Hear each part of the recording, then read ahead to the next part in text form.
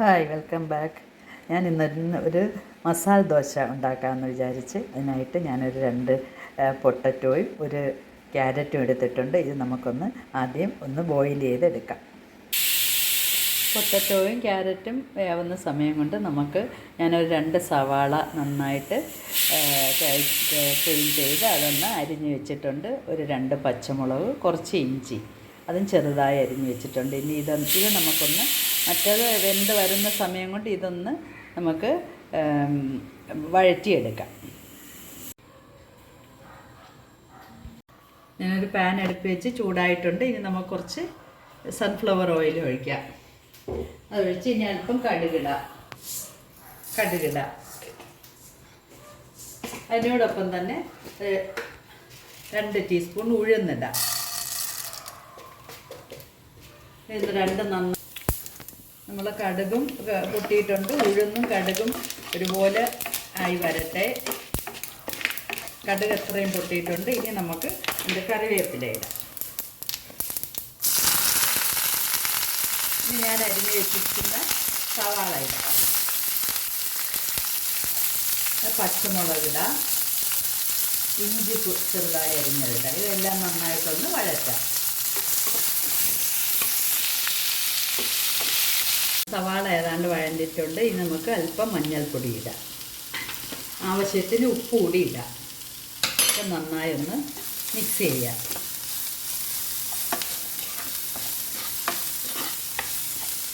ആ പൊട്ടറ്റോ നമുക്ക് നന്നായിട്ടൊന്ന് സ്മാഷ് ചെയ്തെടുക്കാം.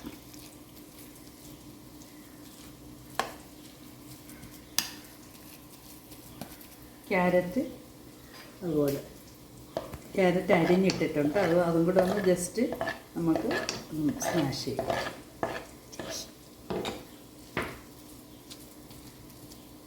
നന്നായിട്ട് വെന്തിട്ടുണ്ട്. നമുക്കിതിലോട്ട് മിക്സ് ചെയ്യാം.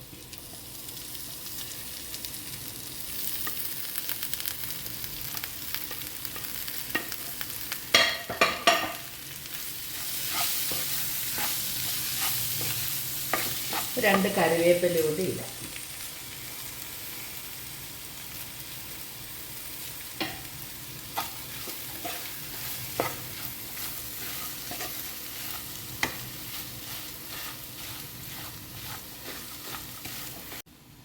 മസാല ദോശയ്ക്കുള്ള പൊട്ടറ്റോ മിക്സ് റെഡി ആയിട്ടുണ്ട്. ഇനി നമുക്ക് ദോശ ചുടാം.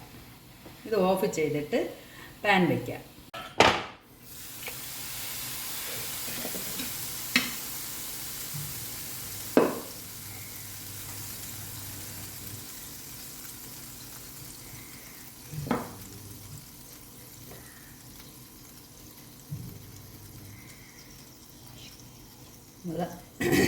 ആദ്യം നമുക്ക് നെയ് റോസ്റ്റ് റെഡിയാക്കി എടുത്തതിന് ശേഷം അതിനകത്തോട്ട് ഫില്ലിങ് വയ്ക്കാം.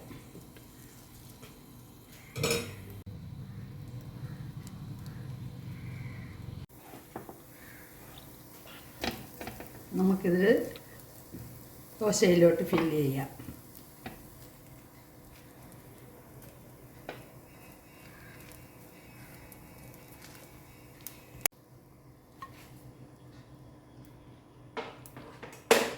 ഇങ്ങനെ നമ്മളെ മസാല ദോശ. ഇനി നമുക്ക് ഇതുപോലെ ബാക്കിയുള്ളത് കൂടി ചുട്ടെടുക്കാം.